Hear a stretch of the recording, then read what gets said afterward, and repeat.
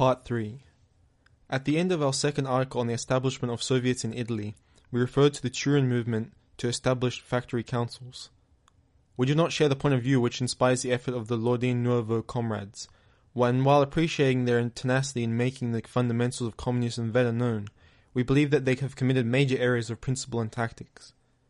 According to them, the essence of the communist revolution lies in the setting up of new organs of proletarian representation, whose fundamental character is the strict alignment with the process of production. Eventually these organs are to control production directly. We have already made the point that we see this as overemphasis on the idea of a formal coincidence between the representative organs of the working class and the various aggregates of the technico-economic system of production. This coincidence will in fact be achieved at a much more advanced stage of the communist revolution, when production is socialized and all its various constituent activities are subordinated in harmonious fashion to the general and collective interests. Prior to this stage, and during the period of transition from a capitalist to a communist economy, the groupings of producers are in a constant state of flux, and their individual interests may at times clash with the general and collective interests of the revolutionary movement of the proletariat.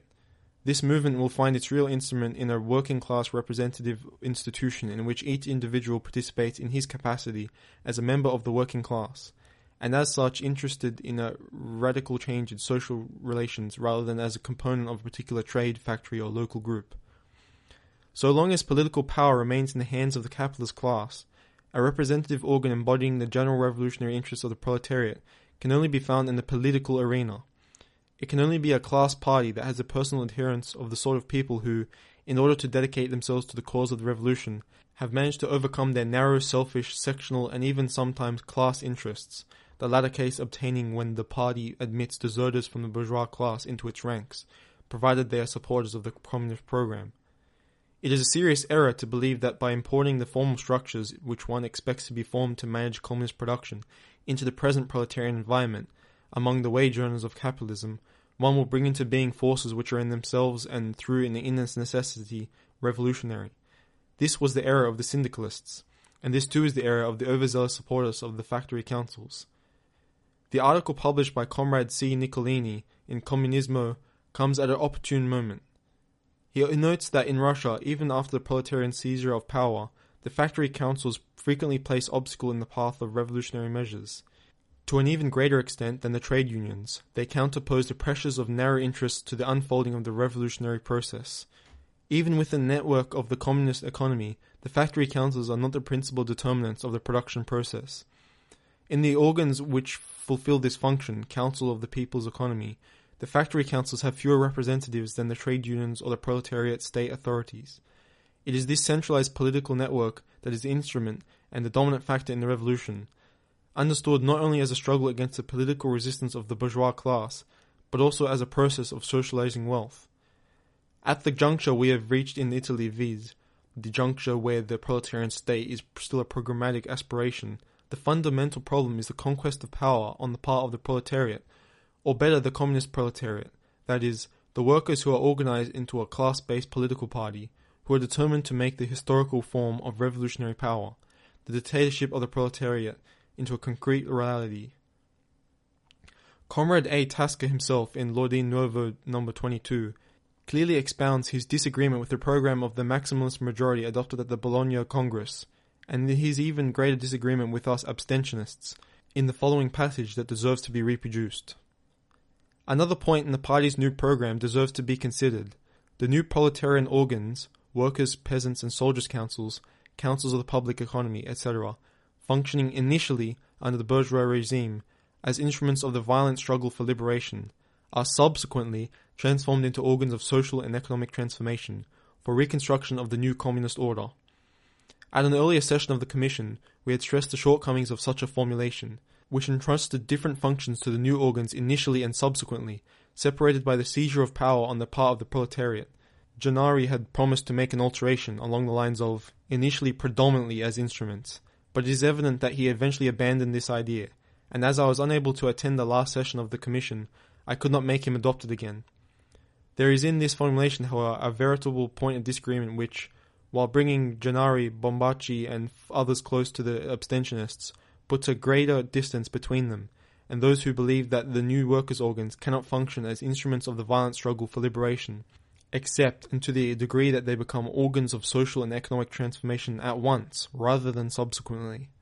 The proletariat's liberation is achieved through the manifestation of its ability to control in an autonomous and original fashion the social processes it created by and for itself. Liberation consists in the creation of the sort of organs which, if they are active and alert, by virtue of this fact alone, provoke the social and economic transformation which is their goal. This is not a question of form, but of substance. In the present formulation, we repeat, the compilers of the program have ended up adhering to Bordiga's conception, which attaches more importance to the conquest of power than to the formation of Soviets. For the present period, Bordiga sees the Soviets as having more of a political function, in the strict sense of the word, than an organic role of economic and social transformation. Just as Bordiga maintains that the complete Soviet will come into being only during a period of the dictatorship of the proletariat, so Gennari, Bombaci, etc. argue that only the conquest of power, which thereby acquires a political character and so brings us back full circle to the public powers that had already been superseded, can provide the Soviets with their true full functions. It is this which is, in our opinion, the nub of the argument, and it must lead us sooner or later to a further revision of the newly adopted program. According to Tosca, then, the working class can project the stages of its liberation even before it has wrested power from the bourgeoisie.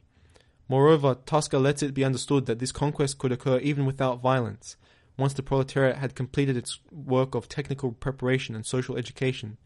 Here we have the concrete revolutionary method of the L'Ordine Nouveau comrades. We will not proceed at length to demonstrate how this idea eventually coincides with that of reformism and becomes foreign to the fundamentals of revolutionary Marxism.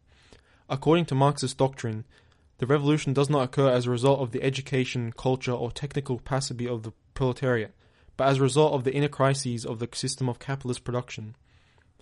Like Enrico Leone, Tosca and his friends attach too much importance to the appearance in the Russian Revolution of a new social representative organ, the Soviet, and endow it with an inner force such that its mere establishment constitutes a wholly novel historical solution to the proletariat's struggle against capitalism.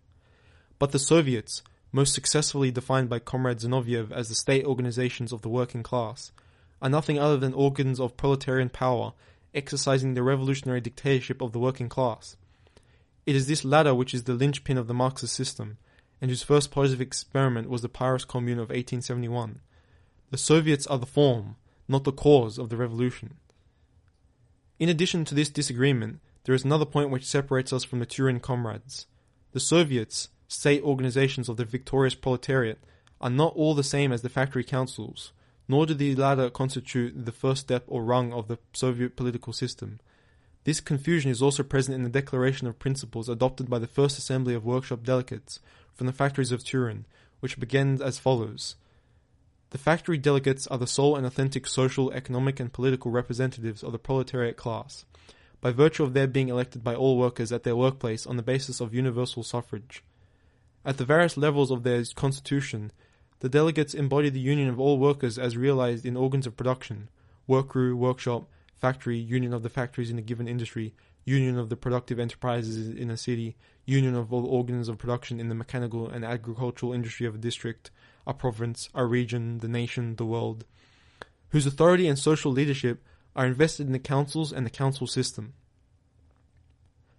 This declaration is unacceptable, since proletarian power is formed directly within the municipal soviets of town and country, without passing via factory councils and committees, as we have repeated many times. This fact also emerges from the lucid expositions of the Russian Soviet system published by L'Ordine Nouveau itself. The factory councils are organs whose task will be to represent the interests of groups of workers during the period of revolutionary transformation of production. They represent not only a particular group's determination to achieve liberation through socialization of the private capitalist's firm, but also the group's concern for the manner in which its interests will be taken into account during the process of socialization itself, a process disciplined by the organized will of the whole of the working collectivity. The workers' interests have until now been represented by the trade unions. Throughout the period when the capitalist system appeared stable and there was scope only for putting upward pressure on wages, the unions will continue to exist during the revolutionary period, and naturally enough there will be a demarcation dispute with the factory councils, which only emerge when the abolition of private capitalism is seen to be imminent, as has happened in Turin. However, it is not a matter of great revolutionary moment to decide whether non-union members should participate or not in the elections for delegates. If it is logical that they should in fact participate, given the very nature of the factory council, it certainly does not appear logical to us that there should be a mingling of organs and functions between councils and unions, along the lines of the Turin proposals, compelling, for example, the Turin section of the Metal Workers' Federation to elect its own executive council from the workshop's delegates' assembly. At any rate, the relations between councils and unions and representatives of the special interests of particular groups of workers will continue to be very complex. They will be settled and harmonized only in a very advanced stage of the communist economy, when the possibility of the interests of a group of producers being in a variance with the general interest of the progress of production will be reduced to a minimum. What is important to establish is that the communist revolution will be led and conducted by an organ representing the working class politically. Prior to the smashing of bourgeois power, this is a political party. Subsequently, it is a system of political Soviets elected directly by the masses, with the aim of choosing representatives who have a general political program and are not merely the exponents of the narrow interests of a trade or firm. The Russian system is so contrived that a town's municipal Soviet is composed of one delegate for every group of proletarians, who vote for a single name only. The delegates, however, are proposed to the electors by the political party. The same process is repeated for the second and third degrees of delegation, to the higher organs of the state system. Thus, it is always a single political party, the Communist Party, which seeks and obtains from the electors a mandate to administer power. We are certainly not saying that the Russian system should be adopted in an uncritical fashion elsewhere, but we do feel that the principle underlying the revolutionary system of representation, viz. The subjection of selfish and sectional interests to the collective interest, should be adhered to even more closely than in Russia. Would it usefully serve the communist revolutionary struggle if the network of a political system of representation of the working class were instituted now? This is the problem we shall examine in the next article, when we discuss the relevant proposals elaborated by the party leadership. We shall remain unshaken in our conviction that such a representative system would be quite different from the system of factory councils and committees that has begun to form in Turin, and indeed, this is partially recognized in the party's proposals.